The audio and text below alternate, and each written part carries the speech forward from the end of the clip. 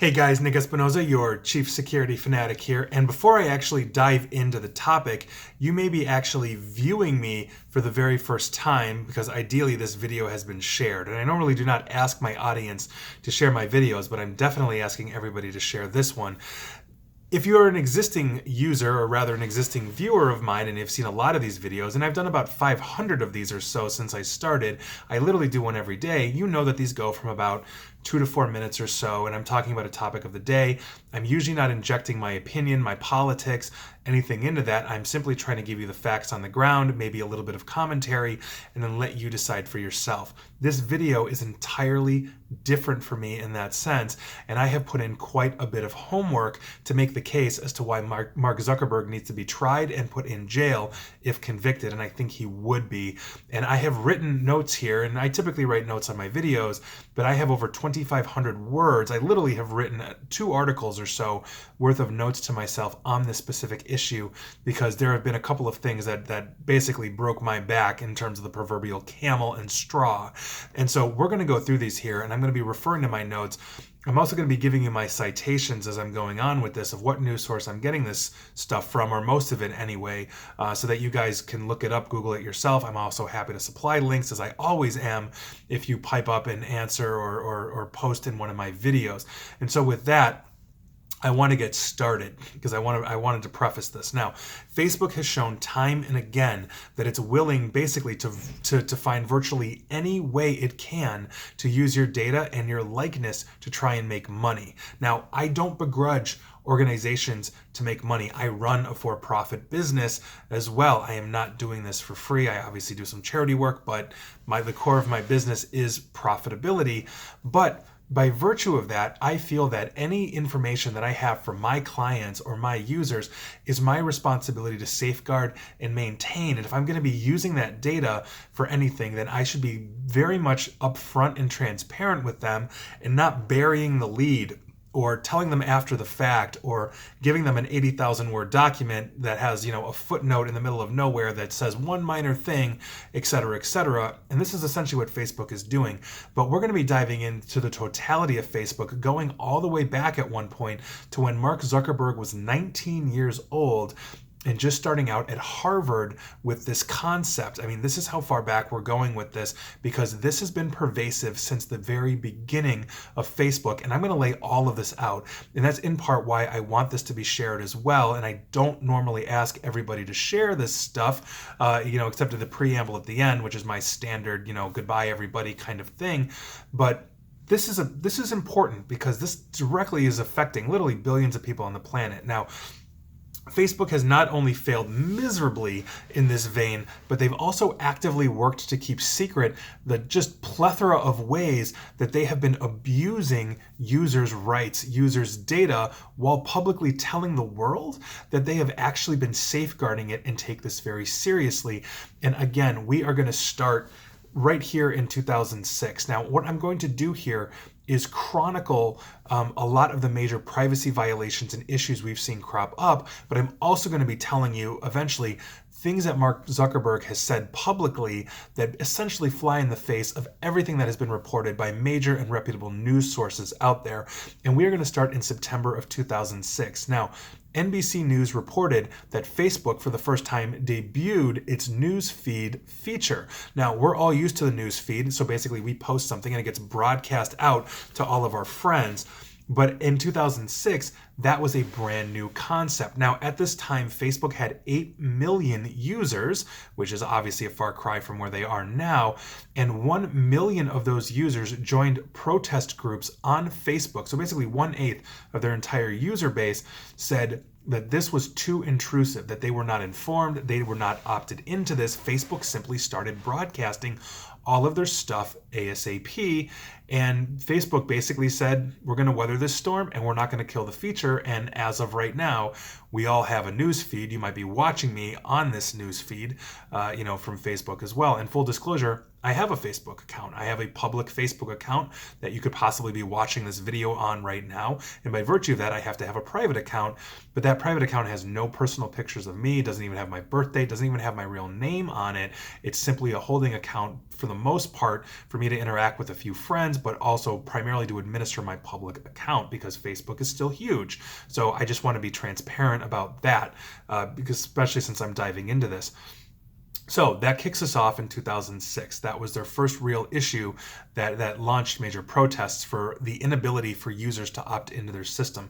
Moving on to December of 2007, again from ABC News, Facebook debuted a product called Beacon.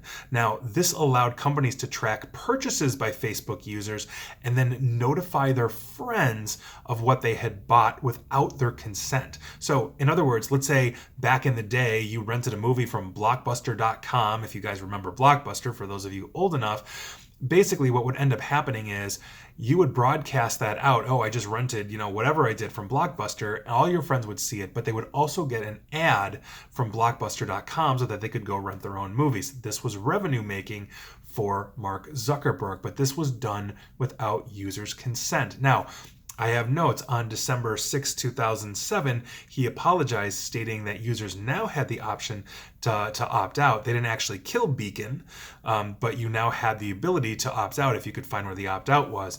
Now, basically what Facebook was doing was they were selling the display of people's profiles next to the commercial message that was being put on by companies like Blockbuster and some others. And so basically your face would get slapped next to a Blockbuster logo as essentially a tacit recommendation or support of Blockbuster.com, and Blockbuster and all the others that were using this feature, Beacon from Facebook, were paying heavily for this. And again, you really didn't have a choice for this. You had to basically opt out because you were automatically opted in. That's a serious problem. Now, during this period, this same period, according to the New York Times, Facebook was actively being investigated by the Federal Trade Commission, or FTC. Why do you ask? The FTC expressed concern that advertisers may have access to too much information on people's online activities. Now, Facebook said at the time that it's only using that information that its members choose to share, and while the site is using the information on behalf of advertisers, Facebook was not giving it to marketers. We now know that this was a complete and utter lie thanks to the Cambridge Analytica scandal in 2008. This is from 11 years before this actual scandal broke. They had been doing it that far back.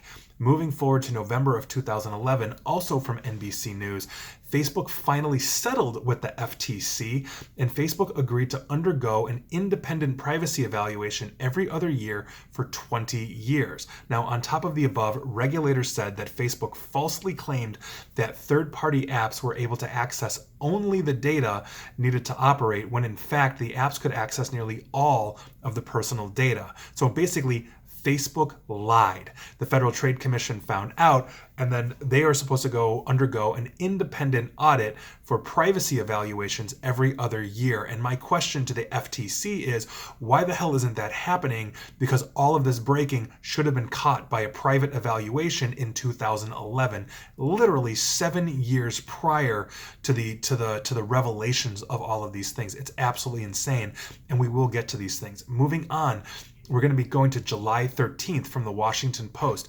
Facebook tried a mood manipulation experiment on 500,000 Facebook users.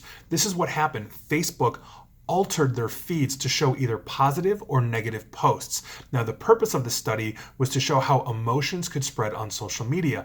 Here's the thing. There was no opt-in or opt-out feature. Now, could you imagine if you were depressed or you were suicidal and you were one of these 500,000 people that was selected for a negative feed? What would that do to you? That's absolutely unconscionable. You didn't have a choice. They simply did it to you, and somebody paid them for that privilege. That is absolutely a complete disregard for the emotional well-being of literally 500,000 people on the planet, and that is completely unconscionable to me. And moving on, because we are nowhere near done. 2014, Facebook promised it would limit access to developers in terms of data mining and violating their privacy. In other words, Facebook promised that they were basically going to say, we're going to curb our developers and limit this. And Facebook completely lied about this in 2014, because in 2015, current and former employees of Facebook spoke to the Wall Street Journal and said that Facebook couldn't actually keep track of how many developers were using the previously downloaded data that they had scraped, that Facebook had given them because they had paid for that privilege. And beyond this, thanks to Cambridge Analytica, we know that practices continued well beyond this. Senator Ted Cruz's campaign was using this information from Cambridge Analytica and other sources that were scraped from Facebook, as well as Steve Bannon for the Trump 2016 presidential campaign. And moving on, we're not even to Cambridge Analytica yet, although we're soon there. February of 2018, a Belgian court ordered Facebook to stop tracking people across the entire internet. Not just Facebook, the entire internet. Now, this stems from the integration of Facebook's technology and cookies into third-party websites. So basically, let's say you go and shop for a car. Facebook has tracking information that has been integrated into that website, and so by virtue of that, they can tailor advertising to you, because Facebook is a massive advertising engine. Now, the court ordered the deletion of all of this illegally collected data by Facebook. This rule obviously applied only to people that were Belgian. I mean, that's basically what their jurisdiction was. Facebook's response: we're going to appeal this ruling. They're going to keep going. And so we're going to keep going. March 2018, Cambridge Analytica drops. Facebook knew about the massive data theft that was Cambridge Analytica and did nothing. Zuckerberg's response, only when they were caught, was to apologize and promise changes. April 2018, the 50 million people that were believed scraped in Cambridge Analytica turned into 87 million people that got scraped by Cambridge Analytica. Keeps getting worse. May of 2018, a whistleblower came forward to say that Cambridge Analytica had used data to run voter suppression campaigns. Facebook did absolutely nothing to curb this while the campaigns were going on, because Cambridge Analytica pretty much had unrestricted access, enough to the point where they could build psychographic profiles on people. We are nowhere near done. June of 2018, Facebook offered the world a free VPN, or virtual private network, for security and privacy concerns called Onavo, and it literally did anything but. Facebook admitted to Congress in a hearing, again, NBC News, that they were using a VPN to secretly track where their users were going and doing outside of Facebook's ecosystem. So if you downloaded and installed Onavo, it might have encrypted your data to the point where it got to Facebook, and then Facebook was literally tracking everywhere you were going with Onavo. That is absolutely, absolutely horrible. It got so bad to the point that Apple themselves, in June of 2018, pulled Onavo from the App Store for violating Apple users' data privacy. That's insane. They pissed off Apple with this because they were data mining so deeply, and we're still not done with June. In June, according to Politico, we learned that Facebook shared personal user data with multiple device makers, including device makers based in China with ties to the Chinese government. Because of this, Congressman David Cicilline, as a Democrat from Rhode Island, said, and I quote, "Sure looks like Zuckerberg lied to Congress about whether users have complete control over who sees their data on Facebook. This needs to be investigated, and the people responsible need to be held accountable." That person is Mark Zuckerberg, and I'm going to be getting to some quotes where he literally takes responsibility for everything that Facebook does.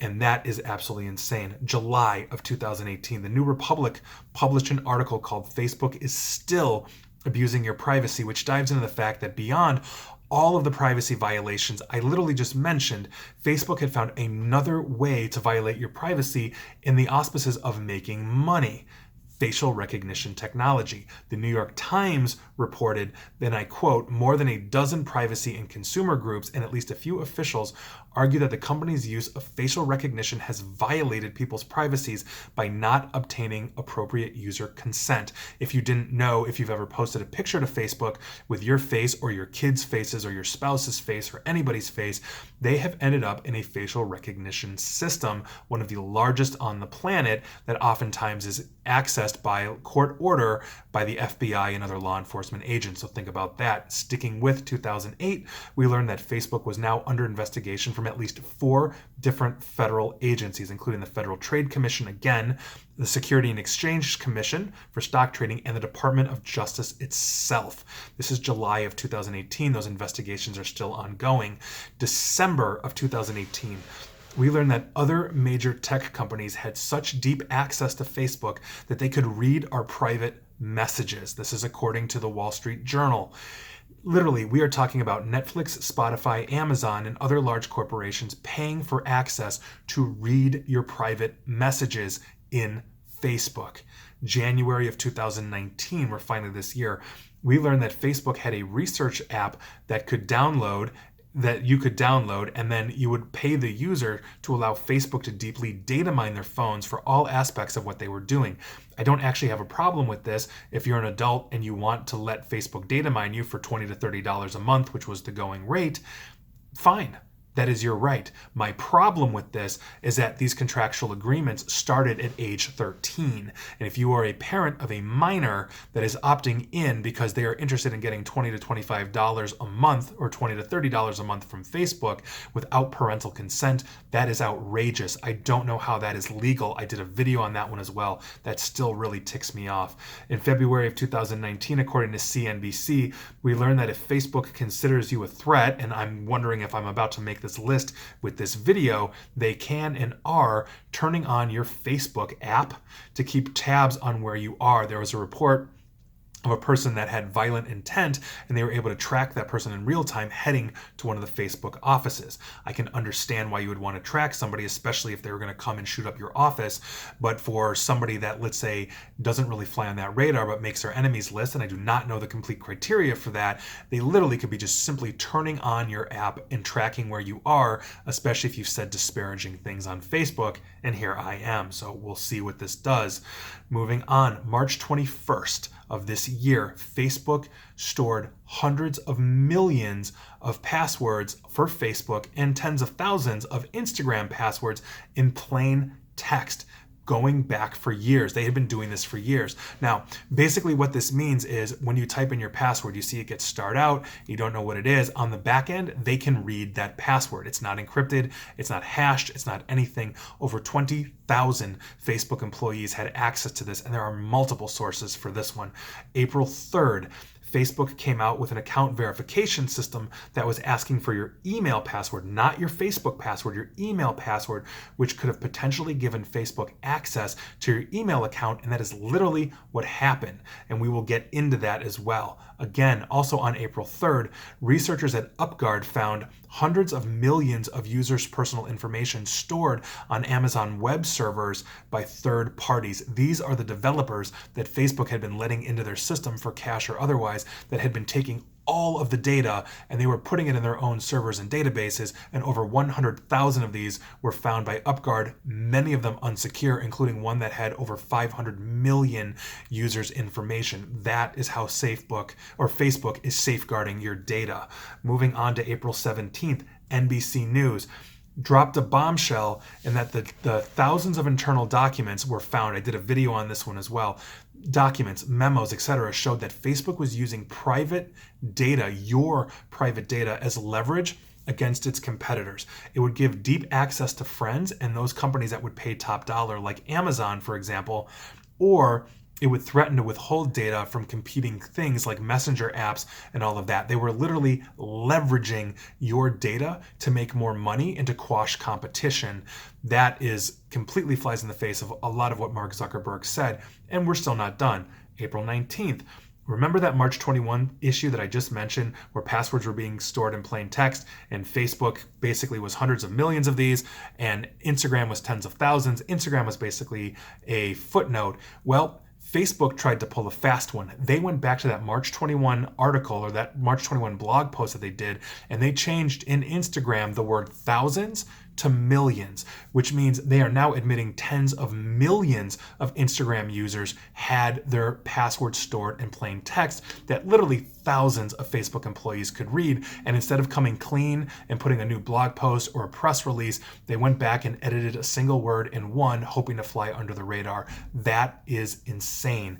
And finally, we learned, and I just mentioned this, that the account verification system I mentioned back in April 3rd that wanted your actual email password, they did exactly what I feared. They got into your email address book, and researchers were able to publish this without allowing them to have an option. As soon as they punched in their email password, Facebook immediately linked and started downloading their contacts into Facebook. They did not have the option to opt out. They did this automatically, which is absolutely insane because they are literally in the middle of scandal after scandal after scandal, and they can't control themselves. They keep doing this. Now, all of this above, everything that I've just mentioned, is completely and purely awful. I think pretty much everybody's going to agree with that. But what makes this criminal, here's the distinction in terms of the law, is that Mark Zuckerberg has repeatedly lied about what Facebook has actually done. And I want you to consider the following quotes going back to 2004 when Zuckerberg was 19 years old. In the early days of Facebook,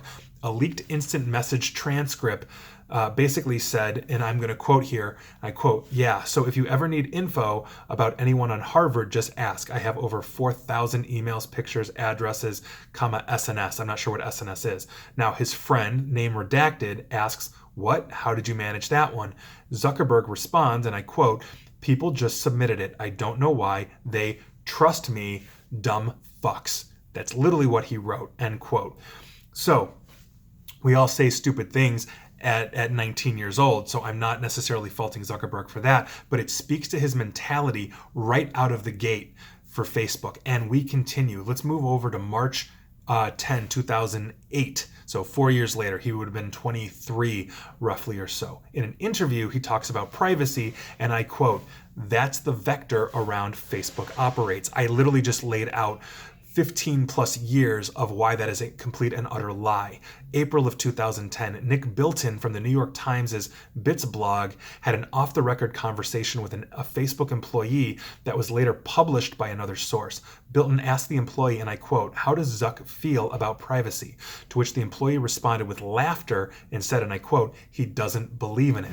That is a witness that probably could be subpoenaed. In 2010, in an NPR interview, he said, and I quote, "There's this false rumor that's been going around which that we're sharing private information with applications, and it's just not true. Obviously, that's false. We know that thanks to Cambridge Analytica. I literally laid that whole thing out. That is a lie." November of 2011, in a Facebook post by Zuckerberg, and I quote, "This means we're making a clear and formal long-term commitment to do the thing we've always tried to do and plan to keep going, giving you tools to control who can see your information and then making sure only those people you intend can see it. As a matter of fact, privacy is so deeply embedded of all of the development we do that every day tens of thousands of servers worth of computational resources are consumed checking to make sure that on any web page we serve that you have access to see each of the sometimes hundreds or even thousands of individual pieces of information that come together to form a Facebook page." We know that's not true. We know Cambridge Analytica and Amazon and Netflix and Spotify and literally over 100,000 databases on AWS for developers have taken this data without us knowing, and it's all coming to light. And that's November 2011. That is a blatant lie. Moving on. The shareholder letter in his IPO filing, and I quote, "We hope to rewire the way people spread and consume information. We think the world's information infrastructure should resemble the social graph, a network built from the bottom up peer-to-peer rather than the monolithic top-down structure that has existed to date. We also believe that giving people control over what they share is a fundamental principle of this rewiring. We don't have fundamental control over what we share when Facebook is sharing all of this with third parties we know nothing about until it comes out in a scandal." Moving on, in an earnings conference call in July of 2014, and I quote Zuckerberg again, "I think something that's misunderstood about Facebook. I think something that's misunderstood about Facebook, one of the things that we focused on the most is creating private spaces for people to share things and have interactions that they couldn't have had elsewhere. Now, that might be true to the average users, but on the back end, we know everybody was crawling around in there. I literally just laid that case out for you. 2018, the congressional hearings on Facebook and Cambridge Analytica, and I quote, "I started Facebook. I run it and I'm responsible for what happens here." This is his statement publicly to Congress of ownership. The buck stops with him. This means that he is publicly liable. He is saying he is liable for what Facebook is doing, all of these scandals, all of his words, everything that they have done that has not allowed you to opt in or have full transparency or visibility on what they're doing is literally being laid out right there. Here we are. Now, Facebook obviously they have a history of simply doing what they want without permission from the people that they're doing it to. That's a problem. From advertising to data mining to allowing enough information on a person to be scraped to build a psychographic profile to tracking everything that you do while you're claiming to give them enhanced security, that is the VPN, to putting everyone into the world's largest facial recognition database or one of them, to storing passwords in plain text that 20,000 employees could read. This is what they do, and they've tried to cover this up multiple times, and that's why these scandals keep breaking. It is time to put Mark Zuckerberg on trial for criminal activity. Beyond a slap on the wrist fine that this multi-billionaire and his multi-billionaire company can affect, if we are actually going to change these platforms, if we are going to create something that is actually private that we care about, we have to look at the sources. We have to make an example. And Facebook has been doing this over and over and over. And I hearken this back to the Enron scandal. Now, if you remember Enron, this was an energy company that had basically been lying to its employees, except for the C-level, lying to its shareholders and investors and cooking the books. And when all of that broke, regular people lost their shirts, they lost their investments, there was jailings, there was suicides, there was everything. We are looking at this. If they are doing things that we don't know about, like turning our feeds negative and we have depression, or tracking everything we do while claiming to offer us privacy in a VPN, or data mining us, or selling it, or doing other things, even though they keep continuously publicly claiming that we have ownership over our data and our privacy, why isn't he in jail? Why isn't he being tried for this? I believe in the judicial system. I believe he deserves his day in court. I believe he'll bring an army of lawyers to something like this, but this process needs to start. And if we don't start it now, it's not going to end, and it's only going to get worse, because others coming up behind him are going to see this model, figure out better, more secretive ways to keep this data intact while making money against it, and work on stuff like that. They're going to innovate around the disaster problem that Facebook has to try to be the next Facebook.